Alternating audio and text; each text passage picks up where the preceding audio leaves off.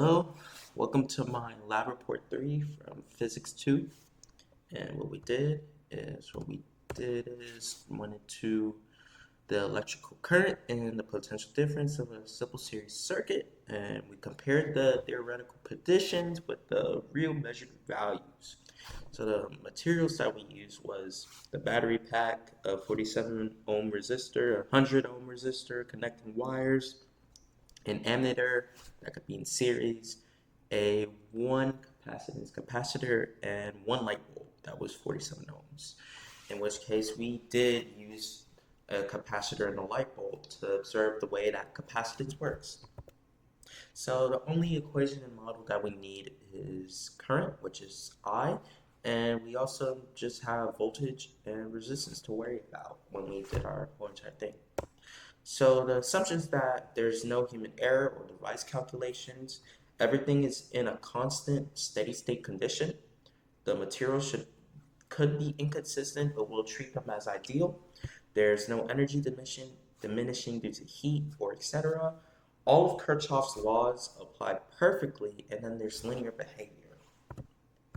So here's the circuits that we use. Here's the one that we use for the ammeter, in which case we checked out I1 and I2, and this is where we put our resistors along with our batteries. And as you can see here, this is where we place our capacitance or our capacitor with the light bulb to see how long it went. So here's our recorded data for part 1 through 5. Here's our graph for part 6 that we had to make, and I think I did pretty well on it. And through part 7 through 11, which 7-11, it shows everything is almost correctly made, other than this, in which case the resistor of the wires is 5.1 ohms.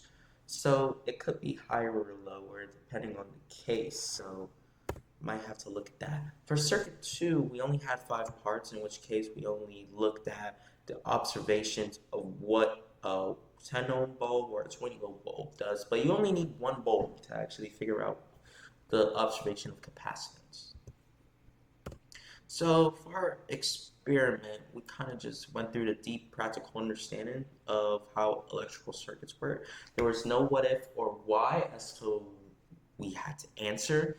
And one of the most important lessons that we had to understand is how the ammeter affected the circuit, because the ammeter also changes the current dramatically as well.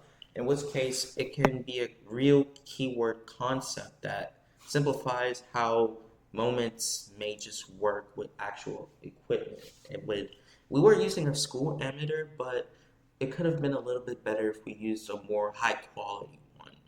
So overall, the experiment provided us that the theory provides structure, but measurement really shows the truth of what happens through the whole entire spectrum. And even with assumptions, the reality of it is that there's other things that are affecting our circuit rather than just the things that we try to ignore, which is heat as well. So that concluded all of Lab 3. I hope you have a magnificent day and see you for Lab 4.